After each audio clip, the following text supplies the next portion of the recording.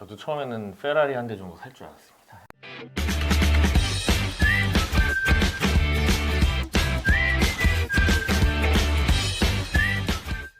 네, 안녕하세요. 자린고비입니다. 안녕하세요, 에디입니다. 오늘 에디님을 모셨는데 어떤 분이냐면 제가 어쨌든 썸네일 보고 들어오셨을 테니까 단도직입적으로 얘기를 드릴게요.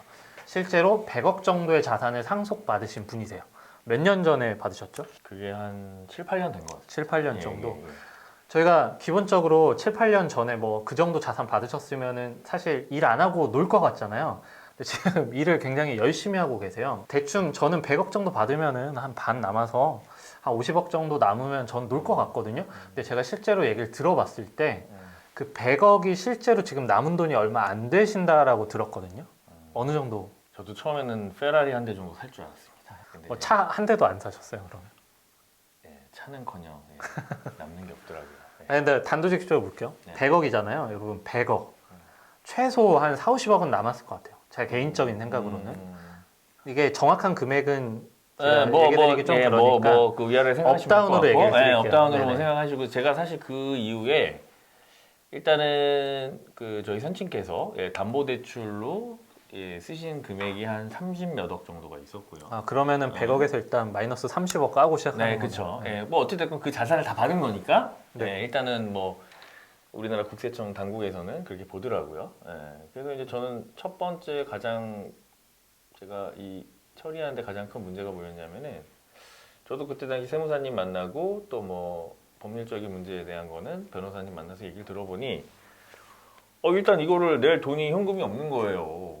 상속세를 아, 그러면은 납부할. 상속을 받으신 게 그쵸. 현금이 아니라 부동산 자산으로 많이 받았어요. 사실 뭐 여러분들도 다 그러실 거고 여러분들 부모님들도 뭐 네네. 현금 2, 30억씩 내 통장에 있으신 분들 별로 없으실 것 같은데 뭐 대부분이 다 네, 이렇게 그렇죠.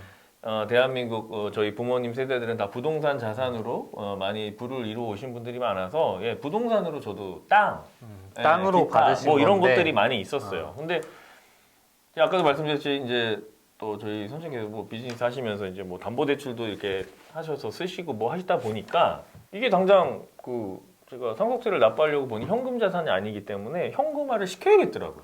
어쨌든 그러면 팔아야겠네요, 결국은. 그렇죠.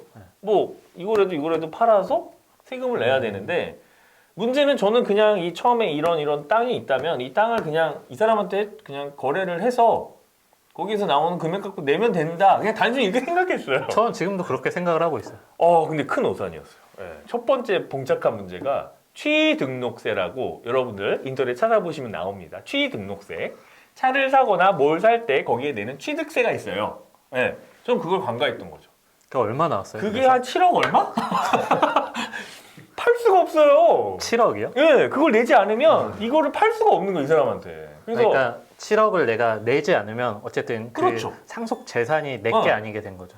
관할 등기소 가서 뭐 여러분들 상속 받으신 그 기존에 있던 그거를 내 걸로 취득을 하려면은 관할 등기소 가서 취등록세를 내고 취득을 해야지 팔 수가 있더라고요. 그러면은 만약에 예를 들어서 취득 그 돈이 없어요. 어떻게든 네. 받으려고 해도 그럼 그거 취득을 못하면 어떻게 되는 거예요?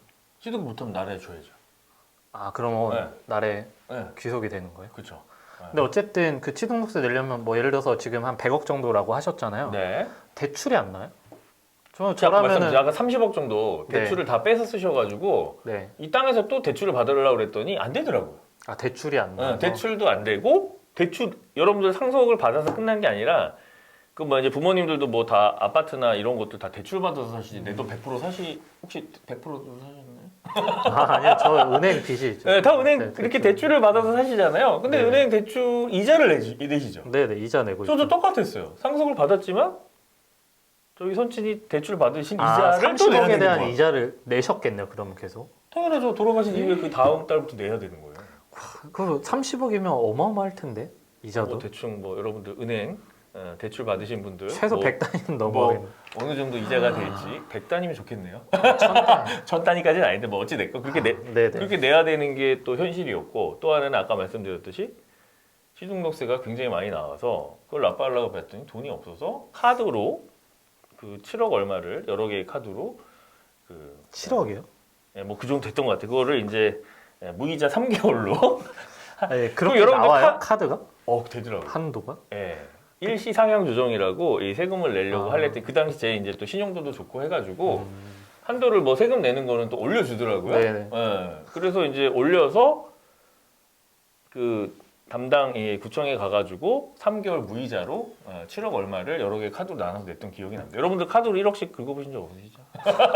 아 근데 그러면은 어쨌든 그 당장은 해결됐잖아요. 그 다음 달에 나올 거 아니에요. 그쵸. 25일 날, 저 결제일 25일이니까 25일 그건 날 어떻게 뭐 2억 몇천씩 해결하셨어요? 내야 되는데 그래서 제가 살던 집을 담보대출을 이빠이 땡겨서 그래서 여러분들 아시겠지만 지금이야 이제 담보대출이 좀 힘든데 와. 7, 8년 전만 해도 이제 DTI 규제나 이런 게 없어서 담보대출을 좀 많이 뺄 수 그러겠네. 있었어요. 그래서 살던 집에서 담보대출을 빼가지고 제 은행 잔고에다 넣어놓고 카드 25일날 결제일에 나가게끔. 그거부터 너무 힘든 거야. 그 과정이. 응? 그 과정 자체가. 네. 저한테 당장 음. 그 뭐 취등록세 내야 되는데 음. 뭐 한 달? 한 달 정도 걸리나요? 아니, 뭐 대출 받고 뭐 하는데 무슨 걸리더라고요. 그러니까 한 달 안에 7억 만들어서 일단 내야지 그게 내 재산이 된다고 하면은 저 스트레스 엄청 받을 것 같아요. 그래서 처음부터 그냥 너무 아까 처음에 그냥 우리 썸네일에 뭐 100억 어쩌고 저쩌고 하는데 이 첫 달부터 너무 스트레스인 거야 이게. 그래서 뭐 들어가야 될 네네. 비용이 계속 들고 또 아까 처음에 말씀드렸지 세무사를 만나서 이렇게 네네. 코치를 받아야 되잖아요. 그죠? 무료로 안 해줍니다. 자문료를 내겠죠 당연히.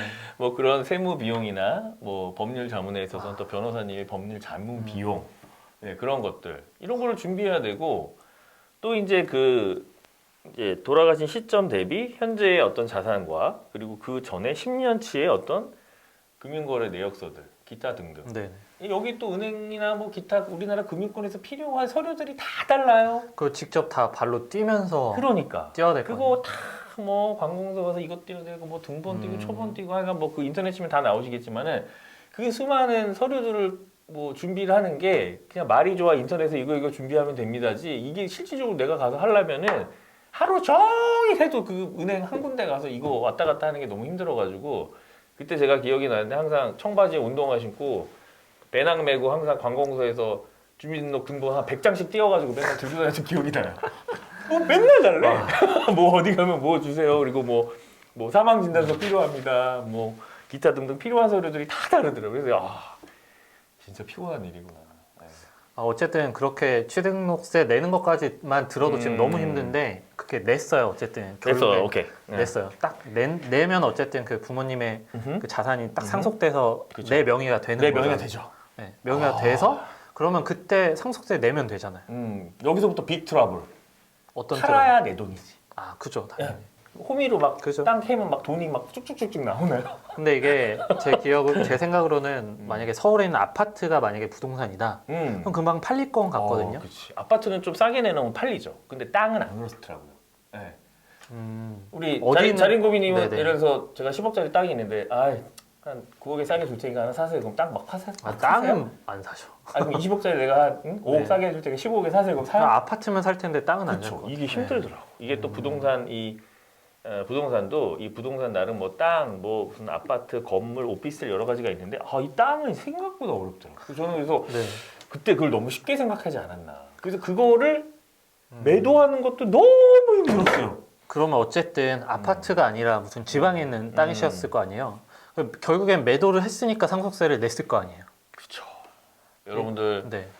뭐 다 서울 사시는 분들만 계시는 것도 아니고 다 팔도강산 지방에 사시고 서울도 사시고 하는데 이 땅은 임자가 있어야 팔리더라고. 절대 안 팔려. 너무 힘들어. 어쨌든 파시긴 파셨을 텐데 네, 어렵게. 상속세 네. 몇십억 단위잖아요. 네. 그거 내려면 어쨌든 팔아야 되는데 하여간 그 당시 뭐 또 네. 저희 선친 또 지인분들이 많이 도와주시고 해가지고 뭐 어찌어찌 해가지고 막 도움 굉장히 많이 받고 어떻게 정리는 다 됐는데 그 과정이 사실 굉장히 힘들었습니다. 네, 굉장히 힘들었고 아까도 말씀드렸듯이 그 담보대출 껴있는 그런 것들에 대한 또 이자도 부담을 해야 되고 시간은 그죠. 계속 흘러가고 6개월 안에 상속세를 내지 않으면 또 불성실 가산세가 붙어가는 그 과정에서 이 과정이 상당히 쉽지는 않았습니다. 근데 어쨌든 6개월 이내에 상속세를 내셔야 될 거 아니에요. 내야죠. 그러면 내가 원래 있던 땅값의 몇 프로 정도까지 싸게 파신 거예요? 뭐 정확하게 제가 지금 뭐 이렇게 계산기 네. 두들겨가지고 몇 프로는 아닌데 하여간 뭐 우리 보통 뭐 아파트도 실거래가랑 공시지가랑 차이가 지금은 많이 그죠. 줄어들었지만 줄었는데. 그래도 실거래가는 공시지가보다 많이 위에 있잖아요. 네, 그죠. 뭐 거의 공시지가 밑으로 팔았다고 보시면 돼요. 예, 하여간 뭐한 20-30%? 한 30-40%? 뭐 그랬던 것 같습니다. 예, 예. 근데 어쨌든 상속세는 그러면은 그 기준으로는 납부를 하셨나요? 그래서 제가 그때 좀 실수했던 게 몇 개가 있는데 네. 뭐 저도 처음이고 아마 여러분들도 그런 경험을 평생 한 번 겪지 뭐 두세 번 겪지는 않으시니까 저도 실수를 많이 했던 게 일단 이 6개월 안에 매매가가 있으면 매매가로 그 신고가 돼서 하면 참 좋은데 저도 이제 그런 줄 알고 계약을 하고 매도를 하고 계약서 다 쓰고 했는데 등기 이전에 6개월 이전에 안 된 거예요. 등기가 이 이후에 된 거야. 그거 하루라도 그러니까 이거를 늦으면은- 인정이 안 해주는 거야 이 매매가로. 그래가지고 그것 때문에 굉장히 또 힘들었던 기억이 나네요. 그러면은 그래서 3년 뒤에 또 불성실 가산세가 어마어마하게 나오더라고요. 그래서 근데 불성실 가산세 왜 나온 거예요? 그러면? 그 6개월 안에 보통 네. 이제 상속세 신고와 여러 가지 서류들 다 첨부해서 세무사님이랑 같이 다 하실 텐데 저도 이제 그렇게 했죠. 네네. 했는데 금액이 어느 정도 되는 이상은 아마 국세청에서 분명히 아마 여기에 대한 조사가 나옵니다. 근데 그 조사를 하다 보면은 또 뭐 저도 처음이고 뭐 잘못하는 게 있을 수도 있잖아요. 네네. 물론 세무사님 조언 얻고 다 해서 했지만은 그래서 저는 이제 거기서 뭔가 좀 잘못된 게 있어서 그거에 대한 세금을 더 뭐 한 10억 정도 더 내야 되는 그런 상황이 됐는데 그게 3년 동안 국세청에서 계속 이자가 붙어가지고 12억 9천이 또 나온 거예요. 이자가 그러니까- 붙더라고요. 상속세를 안 낸 게 끝난 게 아니라 아, 가산세 30%인가 40%에 네네. 매일 이자해서 한 이자랑 가산세 해가지고 한 3, 4억인가 그렇게 더 나왔던 기억이 그럼 원래 나요. 7억 정도를 더 내야 될 그렇죠. 세금이었는데 이게 신고 안 하고 네, 신고 불성실 가산- 신고는 했죠. 그러니까 불성실 신고했는데- 가산세는 없었지만 네. 잘못한 거에 대한 뭐 불성실 아. 가산세의 30%에 30%에. 그거 더한 거에 매일 이자 안 낸 걸 했더니 뭐 그 정도. 그럼 안 내도 될 한 4억 정도를 그냥 내신 거네요. 그렇죠. 일반 직장 10년치 연봉을 그러니까 내가 이게 실수만 참, 안 했으면. 뭐 실수를 한 건지 제가 그때 정신이 없어서 네. 한 건지 모르겠는데 그렇게 뭐 봐주는 게 없더라고요. 그래서 그거를 또 해결을 하려고 여러분도 그게 뭐 10몇억이 그죠. 동네 우리 꼬맹이들 이름도 아니고 쉽지 않잖아요. 그래서 제가 그거를 당당 구청에 가서 한두 시간 따졌던 기억이 나는데 뭐 구청 직원이나 거기 세무 담당 직원들도 다 그러더라고요. 저희는 어떻게 해드릴 수 없고 그냥 우편물만 발송해드리고 상담을 해드리는 거지 이거를 저희가 세금을 줄여드리거나 그럴 수는 없으니 우리 에리님께서 직접 여기에 대한 어떤 근거, 어떤 조항을 찾으셔가지고 경정 청구라는 제도가 있으니 청구를 하시면 저희가 검토를 해보고 처리를 해드리겠다. 그러면 그 경정 청구라는 거에 대해서도 엄청 공부하시면서 경정 청구, 이 참 용어 이런 거 어려워요. 저도 이거 어떻게 알았겠어요. 그 수많은 돈을 내다 보니 자연스럽게 알게 되는데 그래서 제가 그 다음 날부터 또 잠이 안 오더라고요. 그래서 이제 그 조항을 정말 저희 담당 세무사님도 뭐 물론 많이 도와주셨지만 진짜 제가 한 달 동안 그 조항 찾으려고 정말 제 평생 엄청나게 진짜 최고로 많이 공부했던 것 같아요. 그러면 진짜. 진짜로 네. 상속 발생되고 3년 이후까지도 그것 때문에 엄청 고생을 하신 제가 그 거예요. 이후에 들은 얘기인데 보통 그 한 3년 안에 좀 어느 정도 일정 큰 뭐 좀 큰 금액이면은 다 상속세 그 조사가 다 나온다고 하더라고요. 네, 그래서 저도 아마 그때 나온 것 같은데 저도 그런 생각을 해요. 그럴 거면 일찍이 알려주지. 그니까. 근데 세무 공무원들이 굉장히 바쁘시더라고요. 그래서 뭐 제게 우선이 아니라 다른 것들 다 이렇게 조사를 하시다가 제게 어느 순간이 왔겠죠. 근데 그걸 이제 조사를 하다 보니 뭐 잘못된 게 있으니까 또 뭐 공무원들 욕하는 게 아니라 그분들도 그 뭐 시스템에 맞춰서 이제 저한테 이제 그 잘못된 거에 대해서 이렇게 세금 부과를 하셨던 것 같아요. 근데 이게 금액 자체가 억 단위니까. 맞습니다. 그래서 제가 이제 40대 중후반을 넘어가고 있는데 그때만 해도 7, 8년 전에 30대 아마 후반 정도 됐을 거예요. 지금 제 나이. 예, 맞습니다. 그 정도 됐는데 그때 당시 제 친구들은 이런 거에 관심도 없었고 제가 이렇게 힘든 거에 대해서 뭐 우리 애디야 어떡하니 열심히 해. 내가 뭐 밥이라도 사줄게. 이거밖에 할 게 없는 거예요. 근데 이제 지금 와서 가끔 네. 이제 친구들을 만나서 저녁에 얘기를 하거나 이렇게 하면은 굉장히 많이 물어봅니다. 이거 어떻게 해야 되니? 야, 우리 집도 지금 아버님이 아프신데 이거 지금 처리를 해야 될 것 같은데 이거 어떻게 해야 되니? 그래서 아마 요즘에 굉장히 이런 거에 대해 관심도 많이 제 또래 친구들도 많이 생겼을 뿐더러 또 지금 대한민국 전국적으로 지금 뭐 보셨을 때도 지금 부동산 자산이 굉장히 많이 올랐잖아요. 그죠. 네, 서울도 많이 오르고 지방 소도시들도 굉장히 많이 부동산이 오른 걸로 알고 있는데 이런 거에 대한 어떤 우리 가족 간의 준비를 잘 하셔야 향후 우리 사랑하는 우리 자식들 또까지 이렇게 잘 좀 유연성 있게 세금을 절약해서 자산이 이전될 수 있는데 이거를 향후 준비를 잘 한 가정과 그렇지 못한 가정은 아마 제가 한번 경험을 해보니까 앞으로 향후 굉장히 많은 차이가 나지 않을까라는 그런 생각이 들더라고요. 근데 이게 네. 저도 그런 것 같아요. 저도 부모님 자산에 대해서 정확히 몰라요. 근데 이게 음. 저희 나라 이런 유교적인 문화에서는 사실 맞습니다. 물어보기가 참 애매하단 말이에요. 어렵죠. 사실 저도 네네. 돌아가신 이후에 저희 부모님이 뭐 대략적으로 뭐 어느 정도 자산이 있겠다라는 생각을 했지 구체적으로는 그 이후에 제가 처음 또 그런 준비를 하면서 알게 됐던 거고 아마 여러분들도 대부분이 다 그냥 대략적인 것만 아시지 뭐 디테일한 자산 구조라던가 이런 것들은 잘 모르실 거예요. 근데 뭐 제가 경험자로서 말씀을 드리면은 그런 거를 정말 이제 앞으로는 잘 준비를 하셔가지고 물론 이제 유교 사상도 있고 부모님에 대한 어떤 자산을 디테일하게 물어보는 거에 대해서 되게 좀 어렵긴 하지만은 정말 앞으로는 그런 거를 잘 준비하셔가지고 제가 겪었던 그런 시행착오는 여러분들이 다신 겪지 마시고 이게 상당히 고통스럽습니다. 예, 이게 몸으로 힘들고 하는 것도 고통스럽지만 이 정신적인 스트레스는 이게 해결되지 않는 문제를 계속 봉착하다 보니까 이게 받는 스트레스가 그때 제가 한 몇 년간 이렇게 뭐 이렇게 그거를 이렇게 해결하면서 느꼈던 그 스트레스는 아마 다시 겪으라 그러면은 아마 다시는 이제 남자분들은 군대 갔다 다시 가시라 그러면 가시겠어요? 똑같은 경험이 아닐까. 그죠.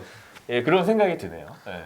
근데 이제 제가 한번 제 이 스토리를 한 2번 정도 들어보는데 사실 재미있기도 재미있으면서도 걱정되는 것 같기도 해요. 왜냐면은 겉으로 봤을 때는 이 얘기를 정말 들을 때까 듣기 전까지는 100억 자산 반 남아도 50억인데 라는 생각을 가졌는데 실제로 내가 들어오는 그 상속 받은 그 금액 자체가 너무 줄어버리니까 사실은 그러니까 여러분들이 단순하게 상속 세금이 있는 게 아니라 첫 번째 아까 얘기 드렸던 취득록세 예. 취득록세 있고 그 얘기 안 했네 건보료 맞아요. 건보료도 어마어마합니다. 예. 그 취득한 순간부터 건보료가 제가 이제 이게 건강보험 몇백 단위죠.